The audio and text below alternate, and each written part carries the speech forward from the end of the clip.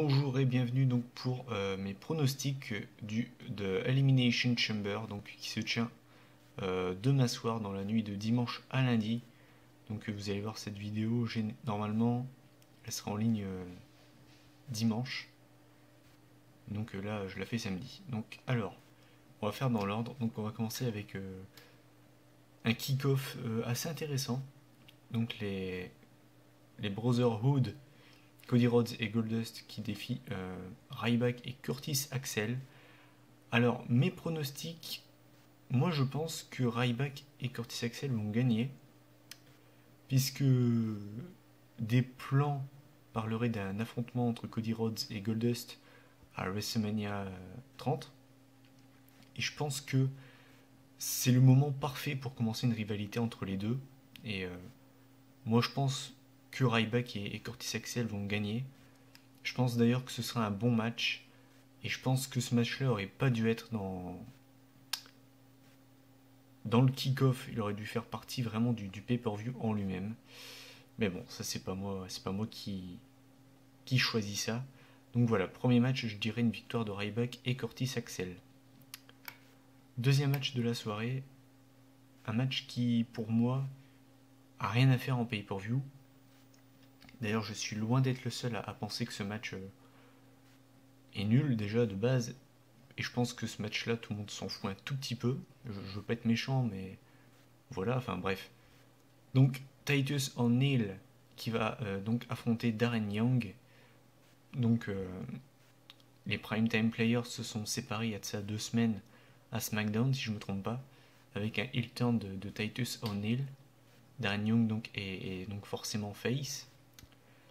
Et donc, mon point de vue, alors sincèrement, je m'en fous, je suis ni fan de l'un ni de l'autre.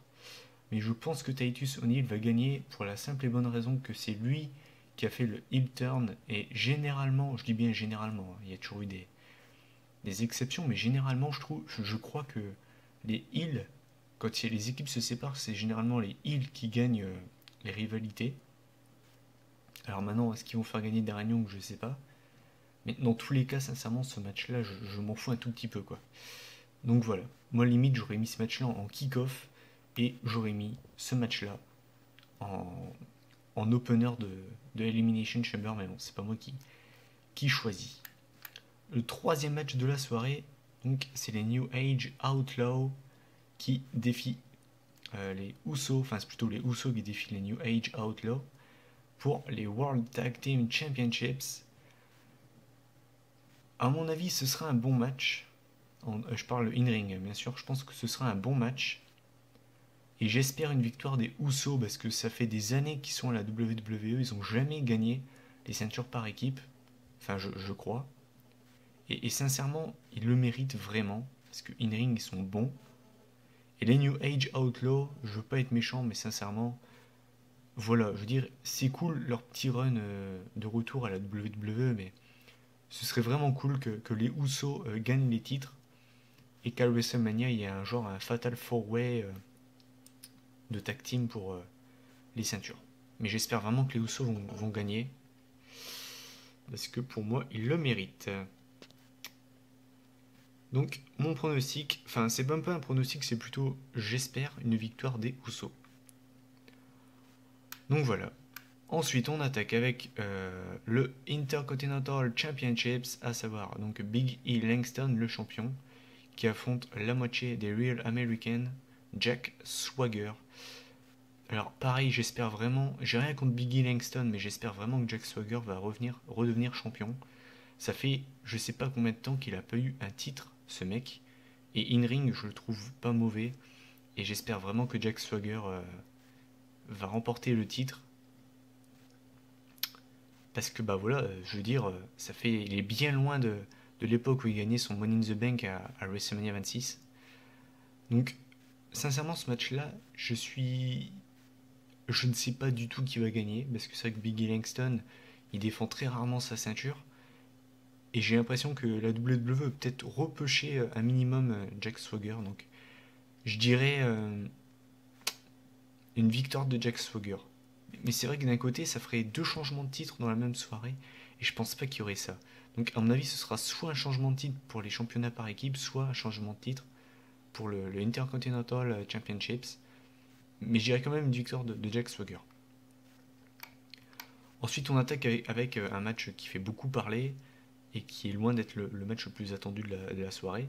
Donc Batista qui fait un retour en pay-per-view, en match 1 contre 1 bien sûr, parce que le Royal Rumble c'est... bon voilà. Donc Batista qui affronte Alberto Del Rio. Pour moi c'est le match qui est clairement le plus prévisible, parce que bon, Batista va arriver dans le main event de WrestleMania, et sincèrement s'ils font perdre Batista contre Del Rio, qui pour moi je sais même pas s'il sera dans la carte du pay-per-view, ce serait vraiment le décrédibiliser, mais à un point, mais ce serait complètement débile de le faire perdre contre Del Rio. Et vu la domination de Batista à Raw, semaine après semaine sur Del Rio, voilà, pour moi, Batista va gagner, il n'y a aucune surprise dans ce match. Et je pense que in-ring, ça va être assez moyen, et je suis impatient de voir ce que Batista va faire en 1 contre 1, mais je pense pas que le match va durer très longtemps. Je pense que le match va durer genre 6 minutes, pas plus. Ensuite, là par contre, ça c'est le match que j'attends le plus, parce que pour moi c'est le match vraiment qui peut être énorme, et je pense que ce match-là peut limite voler la vedette à l'Elimination Chamber match. Donc c'est The Shield, donc Roman Reigns, Dean Ambrose et Seth Rollins contre The Wyatt Family, emmené donc par le chef donc Bray Wyatt, Luke Harper et Eric Rowan. Et mon pronostic, c'est une victoire de la Wyatt Family, même si je préfère largement le Shield. Pourquoi je pense ça? C'est tout simplement que la WWE veut faire un match entre Bray Wyatt et John Cena à WrestleMania 30. Et que, pour le crédibiliser auprès des fans, je pense qu'ils vont faire gagner la Wyatt Family. Et je pense que c'est officiellement la fin du Shield. Soit ce sera soit à la fin du match, soit le lendemain à Raw. Et je vous annonce la déchirure du Shield ce week-end. Donc voilà, une victoire de la Wyatt Family, mais je pense que ce match peut vraiment être énorme, mais vraiment énorme. Et enfin, le traditionnel Elimination Chamber Pay-Per-View match. Donc le champion WWE World Heavyweight Champion Randy Orton défend sa ceinture contre Sheamus, Christian, John Cena, Cesaro et Daniel Bryan. Mon point de vue, c'est que pour moi Orton va conserver. Il est trop prévisible. Je vois vraiment mal Orton perdre à Elimination Chamber. Pour moi, Christian, déjà c'est clair et net qu'ils vont pas le faire gagner. Sheamus n'a aucune chance non plus. Cesaro va faire entre guillemets le mec qui va faire la perf. Chaque année, il y a un gars comme ça dans le Chamber qui fait un gros match, et je pense que ce sera Cesaro cette année. Pour moi, la Wyatt Family va intervenir en défaveur de Cena dans le match. Daniel Bryan, je pense, sera le dernier contre Orton à la fin. Mais faut pas espérer une victoire de Daniel Bryan. Moi, ce que je kifferais, c'est une victoire de Bryan et un triple threat match à WrestleMania, Batista, Bryan, Orton, mais malheureusement, voilà, Bryan va gagner. Et donc, voilà mes pronostics pour Elimination Chamber, et j'ai juste donné des choses... moi, si j'étais scripteur à la WWE, je vais vous dire ce que j'aurais fait, et vous allez me dire ce que vous en pensez. Alors, déjà, moi, ce match-là, donc la Wyatt Family contre le Shield, j'aurais fait ce match, tout simplement, ce match-là dans un Elimination Chamber. Et imaginez juste, mais ce serait énorme, ce serait la première fois que deux clans s'affrontent dans un Elimination Chamber, et ça rendrait ce match encore plus épique.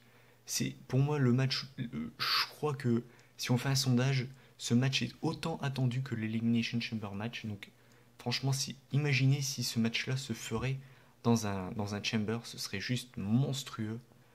Donc ça, c'est ce que j'aurais fait. Et ça, c'est ce que j'espère. Je crosse le finger pour ça. Donc moi, je pense que Christian, ça va donner un peu comme Kofi Kingston en 2009. Je pense qu'il va se faire attaquer en backstage. Et je pense que Brock Lesnar va prendre sa place dans le Chamber. Ou alors là par contre si ça se fait, mais mon Dieu, qu'est-ce que ce serait énorme. CM Punk, imaginez juste, mais l'ovation qu'il aurait CM Punk qui attaque Christian en backstage, CM Punk qui prend sa place dans le Chamber, et imaginez CM Punk qui bat Randy Orton à Chamber, et qui va dans le main event de WrestleMania, et on aurait un triple threat match CM Punk, Orton, Batista. Ce match-là, ce serait juste mais monstrueux, ce serait surtout vendeur. Donc j'espère, enfin voilà, moi c'est ce que j'adorerais faire. Malheureusement, ce n'est pas moi qui boucle les shows, les pay-per-view. Mais Vince McMahon, si tu m'entends, fais-le. Donc voilà, ça c'était mes pronostics de Elimination Chamber. Je vous donne, je vous laisse si vous voulez commenter, donner vos avis. Je sais que vous n'allez pas avoir beaucoup de temps pour réagir. Je suis pas très connu sur YouTube, mais n'hésitez pas à donner vos avis. Allez, salut.